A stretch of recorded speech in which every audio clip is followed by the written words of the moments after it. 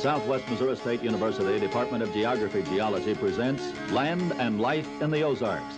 This course is one of several units of study offered in Ozark Regional Studies at SMSU and is designed to enhance appreciation of the cultural heritage of this region.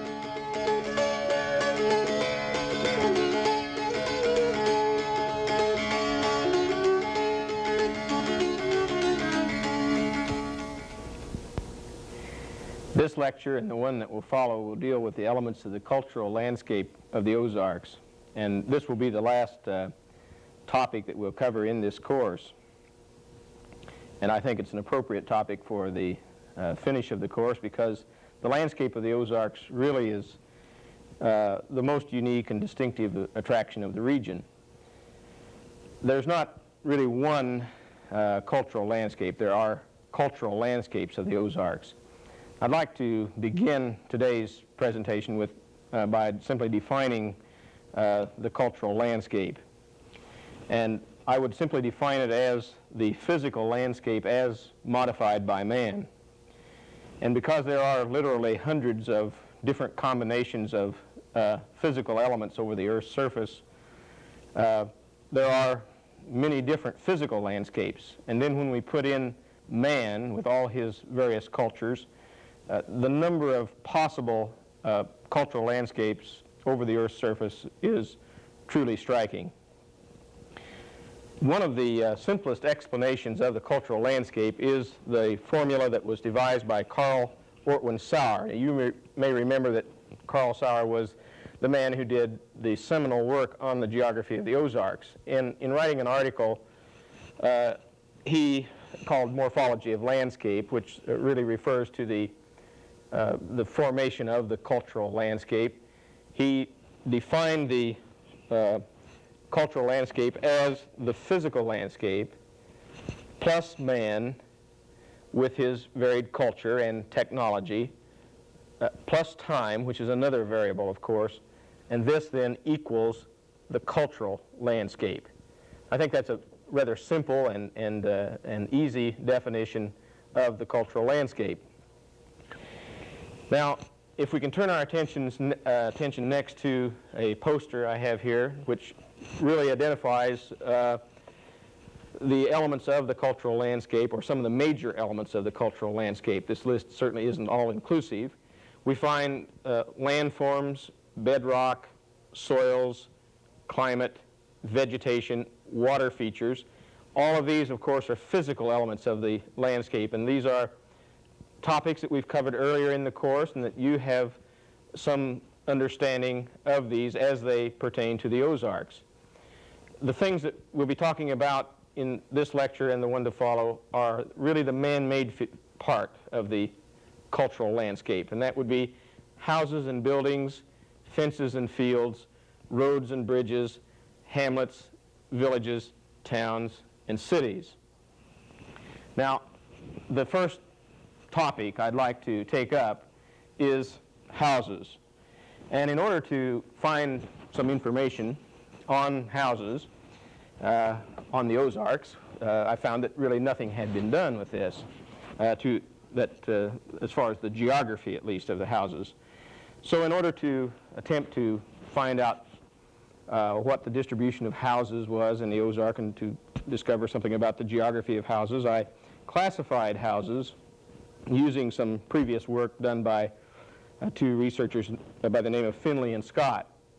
And then using traverses, or simply windshield surveys, a common technique used by geographers, simply driving along the roads and recording the types of houses that we could observe. And I used a number of traverses in the vicinity of Springfield, and of course traverses in other parts of the Ozarks, particularly as classes at SMSU. As we traveled to other places in the Ozarks, we would record the types of houses that we observed, and over a period of years we accumulated quite a lot of information.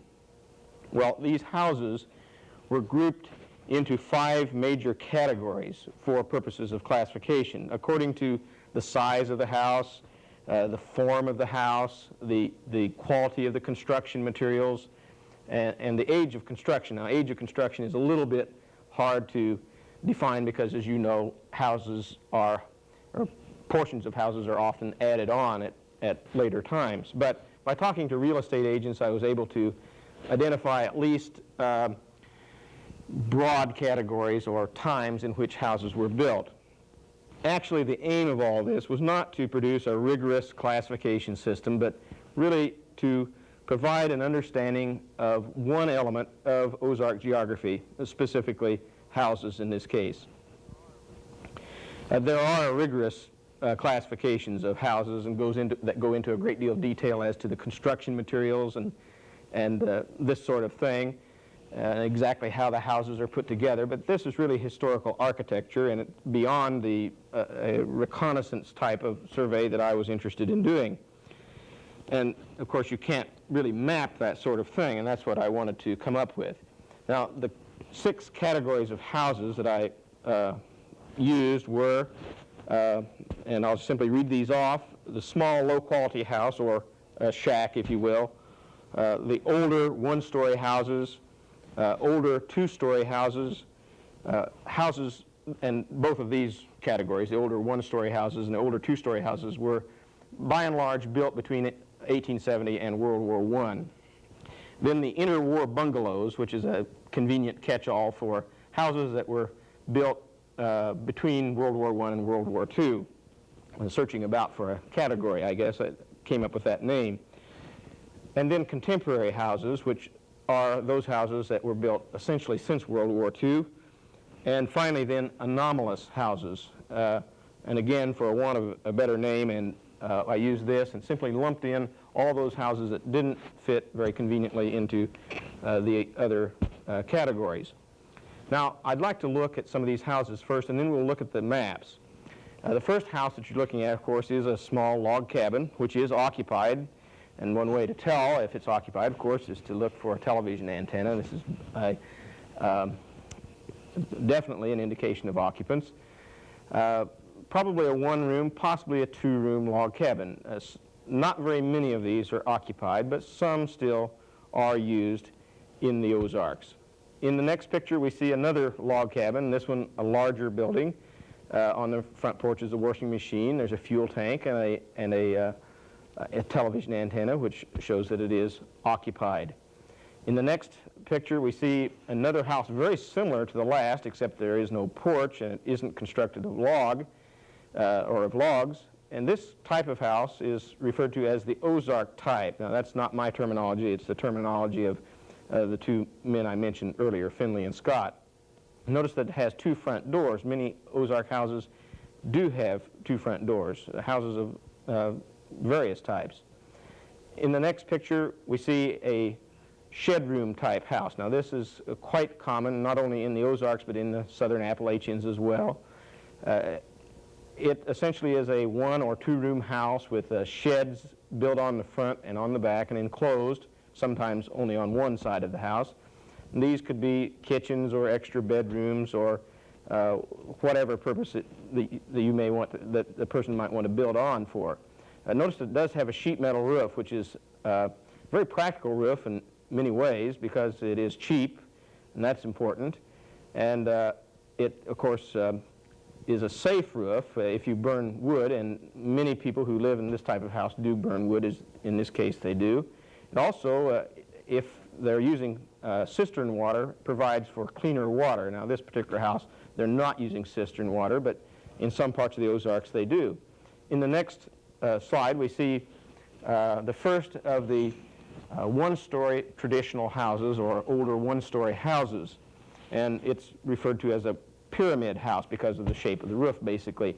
It is constructed of vertical wood siding, rough sawn siding, or rough sawed siding. It's this came in after the sawmills became common in the 1870s, 1880s, and it is some indication of the age of construction. Now, quite often you find houses in the Ozarks that have 3 skins, so to speak. They start out as log houses, then as sawmills came in, they were boarded up with this rough sawed lumber, and then later, perhaps as the circumstances of the family permitted, they would put on lap siding or composition shingle siding or asbestos siding. In the next slide, we see another of these one-story pyramid houses. Notice that it does have two doors. One door goes into the formal parlor, or where you'd receive the guests or company that would come to visit, and the other door going into the family living room. In the next picture, we see the one-story T house. The name, of course, comes from the ground plan, basically a T-shaped house. And this is the most common house, by and large, that you find in the Ozark region. And it is very widely distributed. And notice that it has quite large porches. And as we go along, you'll notice that the porch is something that seems to have been left off as we get into more contemporary type houses. The porch was something that was served a purpose in earlier days. Of course, it was a convenient place to store kindling and wood. It was a good place to for women to do work. A wash basin and a mirror could be located there for particularly in the summer months when there was heavy and dirty work going on outside. The men could wash up before they came in. It was a good place to carry on a bit of social conversation in the evening and take advantage of breezes.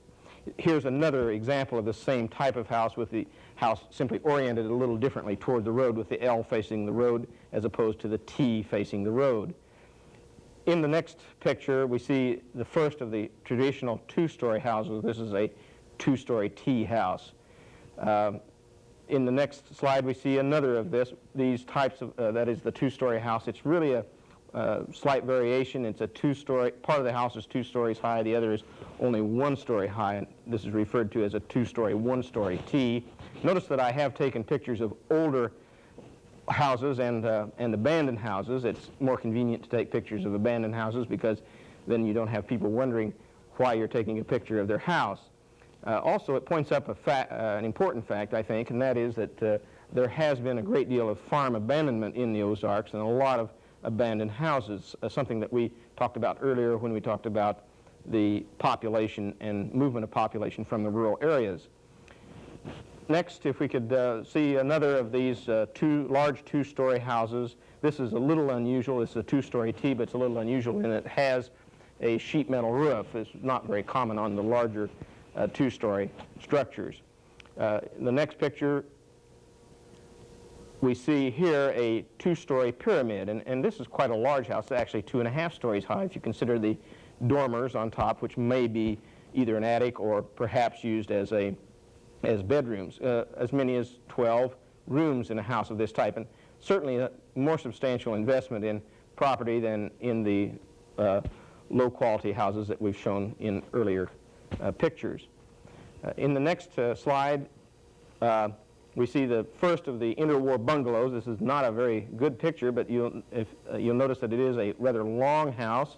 Let's go to the next picture. I think it's a better one. Yes, here we see it is a rather long house. These houses are from, well, either 4 rooms or 4 to 6 rooms, usually 2 rooms wide and 2 to 3 rooms long, with the gable facing the road. They represent the bungalows that were built after World War I in subdivisions around the large cities, and it really represents a urban type of house that has gone to the country, and these are also very widely distributed in the Ozarks. Next slide, we see the contemporary house, and of course these really defy classification because there are so many different forms of this type of house built after World War II. The bungalow style, the ranch type house, the split level house, and so on. Next we see the first of the anomalous houses, and this is certainly one of the more interesting houses in the Ozarks. It is the Missouri French house. In the top picture, part of the picture is cut off, we see the French-Canadian house, which is the basic house because the people who settled at Kaskaskia and St. Genevieve did come down from French Canada, but there were also people coming up from the Caribbean and from Louisiana, where the house style included a large porch or a large veranda, and the Missouri French Creole house simply became a combination of the two. You had the French, basically a French Canada house in which they attached large porches. In the next picture, we'll be looking at several French houses in St. Genevieve, or some of the older houses. This is the Beauvais house. constructed in 1770. Quite an old house in St. Genevieve. Notice the wide porch and also the dormers. In the next slide, we see perhaps the most photographed house or at least one of the most photographed houses in Missouri, and certainly one of the most recognized houses in St. Genevieve. It is the Bolduc House. It is a log house, and in the next slide, we see a front view of this house. Notice that the logs are placed vertically here, as opposed to the logs being horizontal, which was the custom with the English and Irish and German, Scotch-Irish, and other Northern European settlers. This was incidentally not as good a construction method because the logs tended to rot off as they were placed into the ground.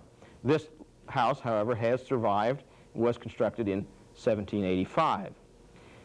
In the next picture, we see another of the houses in St. Genevieve. I believe this is referred to as the Green Tree House. It used to be a hotel or served as a way station for a time in early St. Genevieve, constructed around 1790. And then in the next slide, we see another of the houses in St. Genevieve with the wide veranda.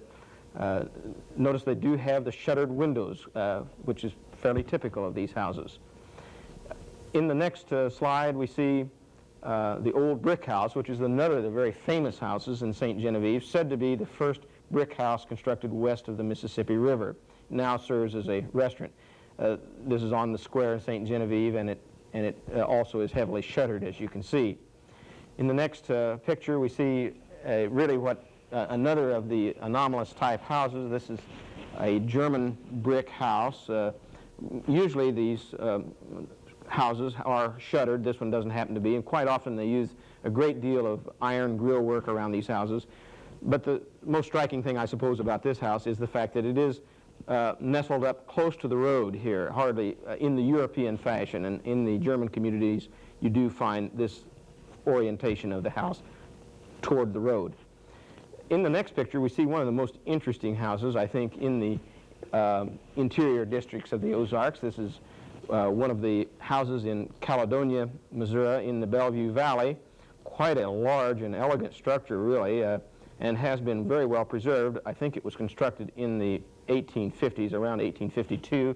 There are a number of these very large houses in Caledonia. Some of them are not as well preserved as this one, but they do represent houses that are sort of out of place. In the next slide, we see a house that really defies classification. It is an octagonal house. And then if we can look at the next picture, quite an interesting house in Ironton. It looks like it would be better placed along the coast of New England, perhaps, with the cupola on top and a great deal of gingerbread and stained glass windows and so on. This one is slowly decaying, of course. In the next picture, we see another one of these gingerbread houses in Ironton. And many of the very elegant old homes were built in the mining districts where fortunes were made in a hurry. In fact, in the next picture, which is the last picture we have of these houses, another of a very fine home built in Joplin, and just west of the downtown area in Joplin is quite a large neighborhood of very fine old homes. They do have a tour there in the fall of the year, which you can visit some of these old houses that were built during the mining boom in the late 1800s and early 1900s. Now, I'd like to, if we could, briefly look at the geography of these houses. Now, as we look at these maps, I want you to understand that when I point out an area where we have one particular type of house, that doesn't mean that's the only place it's found. It's like any other map. It represents a concentration of those types of houses. So if we can turn first to the contemporary type house, a map of the contemporary type house, which I have on this poster. And really the contemporary type house is found to be, by count, most numerous along the roads leading into the larger towns. That is, what this really means is that the town where population growth has occurred, we've had to build new houses. A fairly simple answer to it all. We see in the vicinity of Springfield and Joplin and Fayetteville and Jefferson City contemporary houses built at the periphery of the city, and especially along the highways leading into the city, because they can reach the jobs in the city faster if they're located close to or along the highways.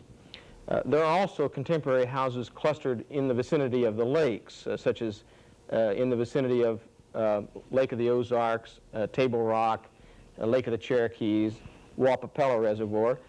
Certain other locations, certain other lakes don't have this development yet, simply because they haven't had time. There hasn't been enough time for this development to occur. The other locations there are really they do represent growth centers then, where population growth has occurred. If we could have the next slide, then I'll simply look at the distribution of the large two-story houses. Now, these are primarily in the border districts of the Ozarks, as you can see, in the northern Ozark border, the eastern Ozark border, and the Springfield Plain particularly. And then in some of the prairies in the interior, or the level tracts in the interior, such as in the vicinity of Lebanon and West Plains and Salem and Fayetteville in Arkansas, where I suppose the possibilities for agriculture were better, and this is probably a reflection of wealth produced from the land to a large extent. That may be too simple an answer, but at least it's a fairly plausible explanation. This isn't the only place, of course, that large houses are found. Particularly, almost any town in the Ozarks will have some large homes in the towns.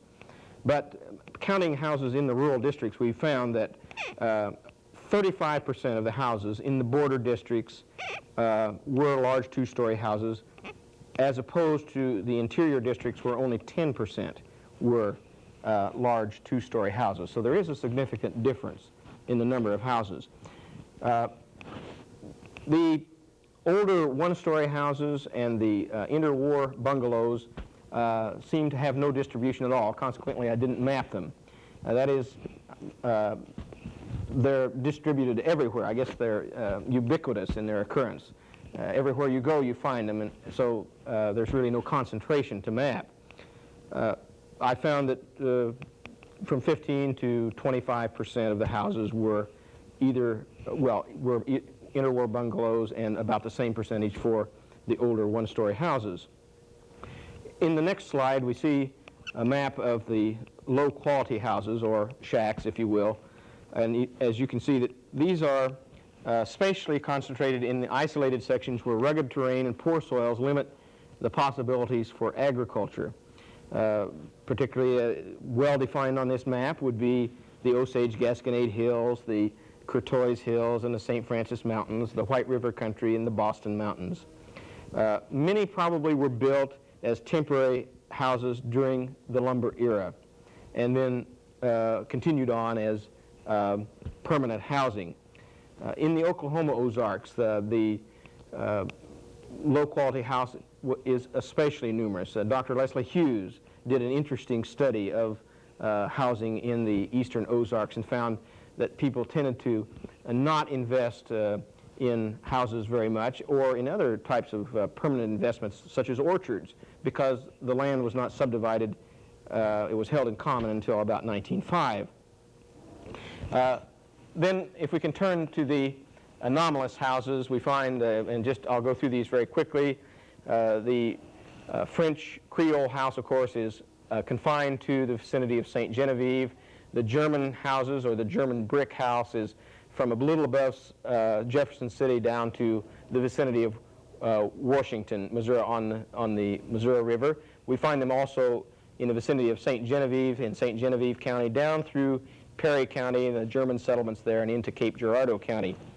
All of these other areas that are marked out here in orange represent concentrations of mobile homes, and the mobile home really has about the same distribution as does the contemporary house, particularly in the vicinity of the large cities or larger towns, growth centers such as Springfield and Joplin and Fayetteville and so on. In the vicinity of the lakes, such as Lake of the Ozarks, Lake of the Cherokees, Taneycomo, Table Rock, Wapapello, and in a couple of other locations. A large number of mobile homes were found in the vicinity of Fort Leonard Wood, and also in the New Lead Belt, where probably this is a reflection of the fact that people who have found good-paying jobs in the lead mines are able to upgrade their level of living by purchasing a mobile home. Now, I'd like to, in the few minutes I have left, to treat at least one other type of, one other element of the cultural landscape, and that is barns. Now, barns are really multi-purpose buildings of times past. They're obsolete buildings in many ways. They contain milking stanchions, hay lofts, horse stalls, and these are functions that really are no longer with us. So the barn is a part of the, an obsolete part of the landscape. We found that most of the barns are in the border districts. In fact, in the interior Ozarks, barns never were very popular because they weren't needed. The valleys were deep. There was plenty of timber to protect from the elements, and so barns, many farms simply never did have barns. We found that 2/3 of the barns were in bad repair and needed paint, and this is not terribly difficult to understand when you realize that the farmer, if he improves the barn, and which is an obsolete structure in many cases, simply has to pay more taxes on it. So it's sometimes to his advantage not to improve it. Let's look at some slides of representative barns in the Ozarks. The log barn is still found. It's found much more common than is the log house. I suppose this means that the Ozarker would prefer that his cattle live in a log structure than himself. In the next picture, we see an interesting shake shingle barn.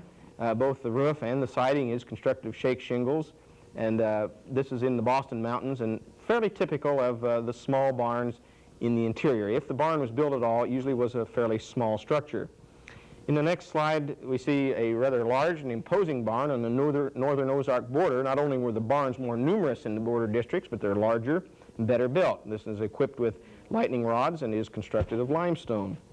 In the next picture, we see a tile barn in the vicinity of Springfield, particularly in the dairy district around Springfield. The barns are fairly well constructed and still, to some extent, fairly well kept. In the next picture, we see a large and rather imposing barn in the eastern Ozark border in Perry County. Quite an interesting and unusual barn in this case. And then in the next slide, we see really an overview of a fairly typical farmstead in the western Ozarks with the silo, the barn, and the milk shed. Well, this really is all the time that I have to talk about the cultural landscape in this period. In the next lecture, I'll be going into some of the other features of the cultural landscape, and we'll be talking about the interior of some of the houses in the Ozarks.